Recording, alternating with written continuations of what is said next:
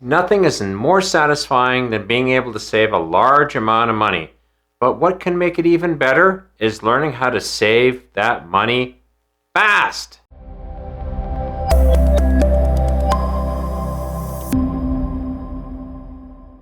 Frank Thomas here, Wealth Generation Strategies, and welcome to the video. I've got a great one for you here today, and it's going to talk about how you can learn how to save money fast. In this video, I'm going to be showing you ways that I've learned on how to save money fast. When you listen to many money channels on YouTube, they'll normally tell you if you're patient and just plug away at it, plug away hard at it, come on, plug away. For a good 20 or 30 years, you just might get there. And it does sound like a prison sentence. I'm like, can't do it. But I'm here to tell you that it's very possible to save a sizable amount in 5 years or less. How do I know that? I started my money saving journey with Ernest just over 5 years ago. What happened was I had only a very small head start. I had about $20,000 sitting in a retirement account that I really hadn't touched in a few years. And I was turning 57 that year. And I knew that, I didn't have 20 or 30 years. If I wanted to retire at 65, if I wanted to retire in my 80s or just die on the job, then that's all good. But no thank you. I wasn't interested. I had to find a faster way to save money. So for me, learning how to save money fast wasn't a desire, it was a necessity. Also, whatever I did, I had to preserve my saved operating capital whenever possible. I already had lost many thousands of dollars on foolhardy investments, and I was done with that too. I love Warren Buffett's rules of investment. 1 is to preserve capital. Number 2, don't forget rule number 1.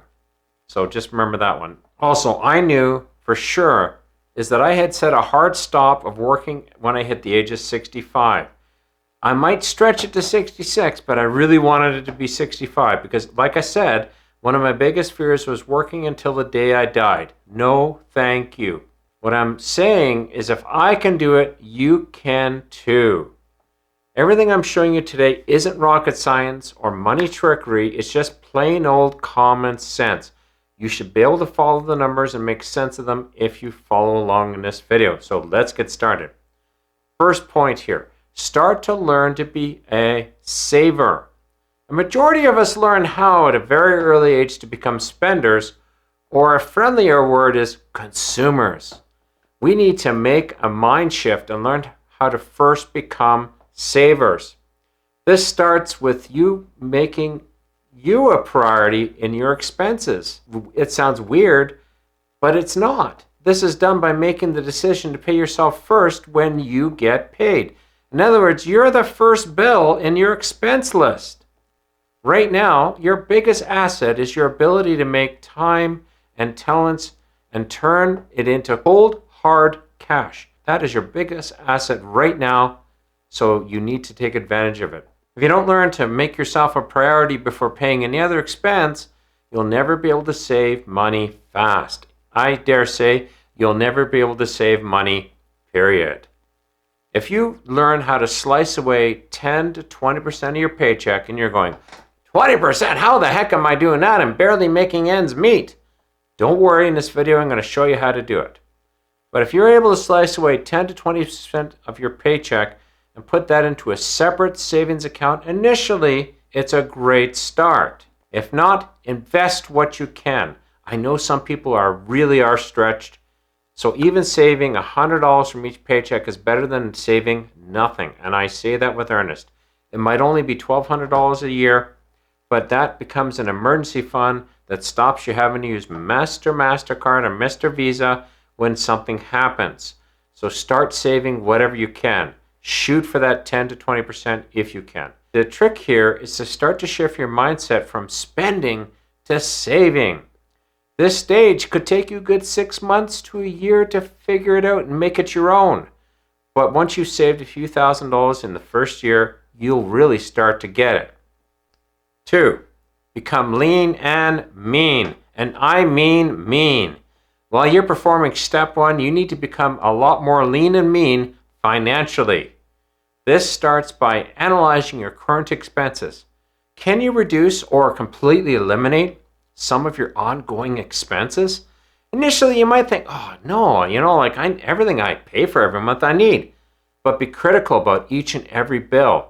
A little hint here. Nobody's going to come to you and say, hey, you can pay less and not sacrifice anything. It doesn't happen. You need to figure this one out yourself. Let me give you an example. Since starting this journey, I've reduced our monthly expenses by more than $1,500 per month. This alone allowed me to go from saving maybe $400 per month to saving close to $2,000 per month. Now, is that important, you ask? Well, let's just say I was diligent in saving each month and didn't shave any of my expenses, and that's all I did. All I did was save. Didn't care about my expenses, so I'd be saving that $400 per month. After 5 years or 60 deposits, because 5 years times 12 months a year is 60, I'd have saved a tidy sum of about $24,000. And you might think, well, that's not too bad. But let's say I was able to save in that same time frame of 5 years, $2,000 per month because I'd reduced my expenses. Any guesses how much I would have contributed into that same fund in that same time frame? Well, I'll give you the answer. It's a cool $120,000. Not a stinky $24,000, but $120,000. Now that is huge. Most people don't save $100,000, period. And just by shaving expenses, nothing exotic, just shaving my expenses, I was able to save at least $120,000. What did I do when I was shaving my expenses? Let me give you an example here. I contacted my insurance broker to get them to get us a better deal, and they did. In this act alone, they shaved over $300 a month off of my ongoing insurance expenses. Next, I eliminated any monthly expenses to subscription services I didn't really use. The biggest one was my cable provider. I was able to reduce that bill from close to $200 a month to just $70 a month. Can you start to see the power in this? So start to plan to pay down debt as quickly as possible as well. It's not unusual to be carrying 3 or 4 credit cards. I used to, and each one of them has $200, $500, $1,000, $2,000 on it. Any small debts that have high interest rates should be eliminated as soon as possible because each one of these has to be paid, and it's an expense. Make that expense just go away. And needless to say, if you're not watching Netflix and you're paying the $12 a month, cancel. It's $12 a month. It's better in your savings account than into Netflix's bank account. So just take it for what it is. Also, make sure you examine everything that you have purchased and what you can sell because you're not using it anymore. This can put several thousands of dollars into your savings very fast by doing this. When I started my Quest Trade account, I only had about $800 to put into it. And I was very frustrated. At the time, you needed $1,000 to establish the account before you could save anything. So I went crazy and I sold this and I sold that. Hey, give me $10, give me $200, whatever it was. I was able to raise very quickly close to $5,000 to kickstart my savings efforts. This allowed me to open up a couple accounts for myself and my wife right away within like 30 days. So if you're not using it, sell it. Also, fix things around the house that are bleeding money from your pocket. Yes, and I mean bleeding. This could be reducing your energy bills by just adjusting the thermostat in your home. There's nothing easier. Taking your thermostat from 25 or 26 degrees Celsius, or whatever that is in Fahrenheit, and bring it down to, let's say, 21 or 22, might not sound very much, but boy, it really does reduce how much gas and electricity you use.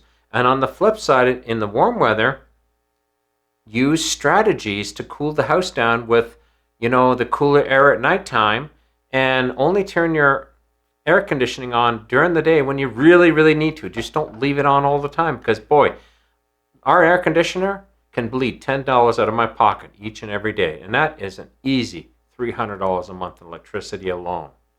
Plus, check all doors and window seals before the cold weather sets in. This is like dollars just streaming out of your house. It's almost like taking $1 bills, ripping them up, and throwing them outside. Throwing them outside. you want to fix this. It's easy, and you won't believe how inexpensive it is. Get the seals around the doors, around the windows. There's lots of great products that let you put like a plastic barrier over your windows in the wintertime, and they actually do work. And you can save an incredible amount on your yearly energy bills, and it does add up. So start getting lean and super mean wherever you can. But before we get to the next step, if you're liking this video and you're feeling a little more mean and a little more lean already, be sure to give it a like. And if you want to watch more videos from this guy right here, be sure to subscribe. And thank you if you do. Let's continue on. Number 3, learn to earn. This step is twofold. First, you're going to go and do courses and or exams to make yourself worth more per hour in your day job. I know so many tradespeople who are apprentices. They're doing their electrical apprentice or their plumbing apprentice, and they delay getting their qualification exams. They delayed a month or 2 or 6 months or longer. Get them done. It slows you down from becoming a journeyman down the road. I see guys doing it, and girls too, all the time. The ones that are smart, and when the 5th year hits, they're journeymen. They're ready to go, and they really start earning the big bucks, and it makes a difference. In my field of interest, I was one exam away from an industry certification that would take me from around $35,000 a year to over $60,000 a year. I dragged my heels on this one for a whole year. What did that delay cost me? It's pretty easy to figure out. It was a cool $25,000 in lost wages because I dragged my heels. Get it done. That's what I'm telling you. Also, don't be afraid to take courses to make yourself more valuable. In my profession, this can look like new programming languages or just keeping up with industry standards. Just keep yourself earning more by learning more. It works. Part 2 of this step is learning how to make your money work harder for you as well.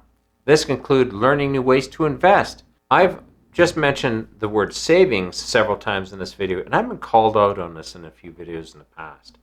I do recommend holding some money in a separate account that's easily accessible for emergencies. But let's face it, the bank isn't going to give you an interest rate that's going to even keep up with inflation. So we're talking 3% or less.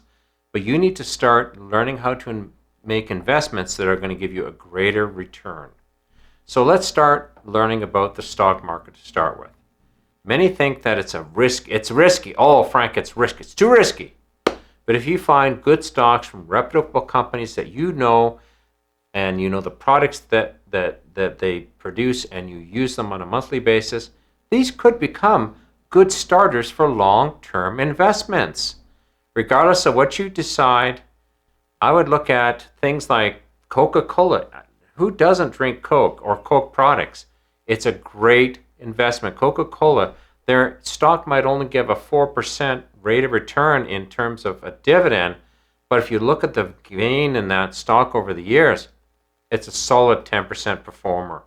There's also Manulife. Manulife is fantastic. Procter & Gamble, you name it, it's great. There's lots of great investments. The only side tip I can give you is diversify. Go into different stocks. But regardless of what you decide to invest into or what you decide to study, the list is practically endless. But be sure you fully know the investment and how it works before you get involved.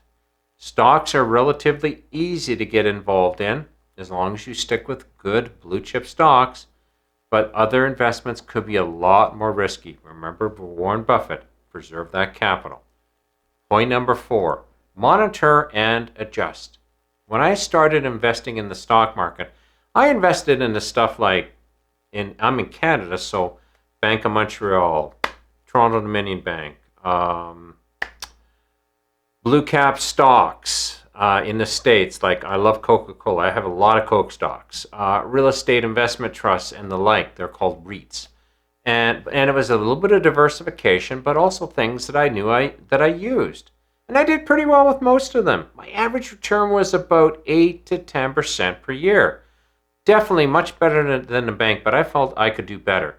And this is where your financial education needs to jump to a whole new level. I started to look into safe alternatives in other financial products. The big one right now on the street are called ETFs, or exchange traded funds. These are baskets of stocks that also may use covered calls and or leverage to increase the fund's returns. With these strategies, it's not unusual to see returns of 10 to 20%. But I recommend starting with common stocks like Coke or, like I mentioned, Manulife. Both are great stocks. Oh, also, when it comes to sensationalism, the sky is always falling in the stock market. The sky is falling, the sky is falling. Don't be Chicken Little. There's a ton of videos that predict the stock market is about to crash. Ignore them. Even if you use 5 windows as your frame of reference, you will make money. But this, again, doesn't really matter. Think about this again. Does it really matter to get a higher rate of return? Let's say I was saving that $2,000 a month. Before I added any interest to my investment, I would have saved that $120,000 over 5 years. That's 60 deposits over 5 years.